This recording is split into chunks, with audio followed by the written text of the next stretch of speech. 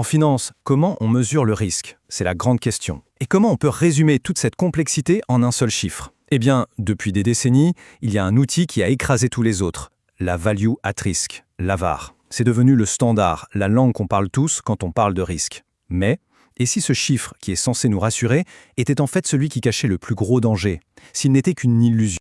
Pour n'importe quel gestionnaire de risque, la question, ce n'est pas « quelle est ma performance moyenne ?» Ça, ce n'est pas ça qui compte. Non, la vraie question, celle qui donne des sueurs froides, c'est jusqu'où une mauvaise journée peut vraiment aller. On ne parle pas de la petite averse là, on parle de l'ouragan qui rase tout sur son passage. Et c'est ça qui est crucial. Pour une banque, une institution financière, la moyenne, au fond, on s'en fiche un peu.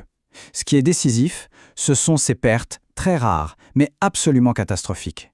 Ce sont ces événements extrêmes qu'il faut à tout prix anticiper et surtout gérer. Alors, oublions les statistiques bien gentilles, bien confortables. Là, on entre dans le dur, la zone du risque réel. Alors, pourquoi la moyenne, ça ne marche pas? Tout simplement parce que les pertes qui peuvent couler une banque, ce sont des événements ultra rares, qui sont à des années-lumière de la moyenne. Dans les institutions, on ne se dit pas « bon, en moyenne, ça va », non. On se demande plutôt « ok, c'est quoi la ligne rouge, la limite qu'on ne doit jamais franchir ?» C'est une approche complètement différente. Et justement, comment on la définit, cette fameuse ligne rouge, de manière sérieuse? L'outil mathématique pour ça, c'est ce qu'on appelle le quantile. C'est un concept vraiment clé pour comprendre la suite. L'idée, ce n'est plus de trouver le milieu, le centre, mais de tracer une frontière. Alors, un quantile, qu'est-ce que c'est? En fait, la définition est assez simple. C'est la valeur en dessous de laquelle on va trouver un certain pourcentage de nos données. L'idée, ce n'est pas de savoir ce qui se passe en général, mais vraiment de tracer une ligne dans le sable. C'est le point d'alerte qui nous dit « attention, à partir d'ici, on entre en territoire dangereux ». Pour que ce soit plus parlant, prenons quelques exemples. Le quantile 50%, c'est tout bête, c'est la médiane. La moitié des jours sont meilleurs, l'autre moitié sont pires. Simple. Maintenant, le quantile 95%. Là, on peut dire que c'est le seuil d'une très très mauvaise journée, un truc qu'on s'attend à voir que 5% du temps. Et puis, le quantile 99%. Ah là, on parle carrément d'une journée catastrophique. Un événement qui, statistiquement, ne devrait arriver qu'une seule fois tous les 100 jours. Bon, et maintenant, voyons comment le monde de la finance a pris cette idée pour en faire quelque chose de concret.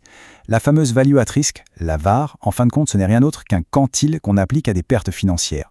C'est la mise en pratique de cette idée de seuil, de frontière de sécurité. C'est le mur que les gestionnaires de risque construisent pour se protéger. Le gros point fort de la VaR, c'est sa simplicité. Si une banque annonce une VaR 99% à un jour de 5 millions de dollars, tout le monde pige tout de suite. 99 jours sur 100, on ne perdra pas plus de 5 millions. Simple, clair. Mais, et c'est là que tout le jeu se fait, que se passe-t-il pendant ce fameux 1% du temps qui reste? La VaR, elle nous dit juste que la perte dépassera les 5 millions. Mais de combien? De 6 millions? De 50? Mystère complet. Et là, on comprend immédiatement pourquoi la VaR a cartonné. C'est un chiffre, un seul, super facile à communiquer au patron, au régulateur. Ça donne un seuil clair, une limite palpable pour la prise de risque. Bref, c'est l'outil parfait pour un reporting simple et standard. Sur le papier, c'est la solution rêvée.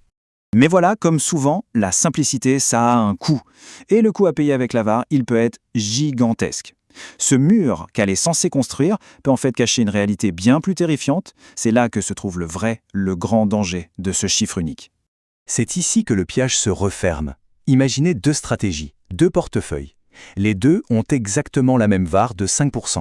Pour un manager qui ne regarde que ce chiffre, le risque est le même. Point. Mais, regardons ce qui se cache vraiment derrière ce mur. Dans le scénario A, le jour de la catastrophe, la perte est de 6%. Bon, ça pique, mais on survit. Dans le scénario B, la perte, c'est moins 40%. C'est la faillite. Game over. Et pourtant, la VaR était la même pour les deux. Elle est complètement aveugle à cette différence, qui est pourtant une question de vie ou de mort. Cette citation, elle résume tout à la perfection. La VaR, elle nous dit « Ok, voici le mur. Point ». Mais elle ne dit absolument rien sur ce qu'il y a de l'autre côté. Et en finance, c'est justement ce qu'il y a derrière le mur qui peut nous anéantir. Et attention, cette faille dans le concept, ce n'est pas juste un petit détail théorique pour matheux. Non, ça se traduit par des dangers très concrets, très réels pour les institutions financières. Faire une confiance aveugle à la VaR, ça crée une fausse, une très dangereuse impression de sécurité. Ça peut nous pousser à sous-estimer la violence des crises. Et pire encore, ça peut même inciter certains à créer des stratégies qui sont sages 99% du temps, mais qui accumulent en secret un risque absolument explosif pour le 1% qui reste. On optimise pour le chiffre, on ne gère pas le risque réel. Et ça, ce n'est pas de la science-fiction. En 2008, pendant la grande crise financière, c'est exactement ce qu'on a vu.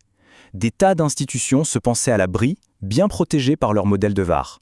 Et quand la crise a frappé, elles ont découvert de manière très brutale ce qui se cachait derrière leur fameux mur. Le problème, ce n'était pas la VAR en elle-même qui était fausse, c'était l'interprétation qu'on en a faite qui a été catastrophique. Donc, s'il y a une chose à retenir, c'est celle-ci. La VAR est un super outil de communication. C'est un point de départ pour une discussion sur le risque. C'est un indicateur, un outil de reporting. Mais, et c'est un grand mais, ce n'est en aucun cas un bouclier. La VAR, elle décrit un seuil. Elle ne décrit pas le pire des scénarios. Une gestion du risque qui se respecte ne s'arrête jamais à la VAR. Tout ça nous laisse avec une question fondamentale. Si la VAR nous montre le mur, mais pas ce qu'il y a derrière, comment on fait? Comment est-ce qu'on peut mesurer la violence de la catastrophe qui nous attend? Comment on mesure la perte moyenne quand tout va mal, quand on est dans ce fameux 1%?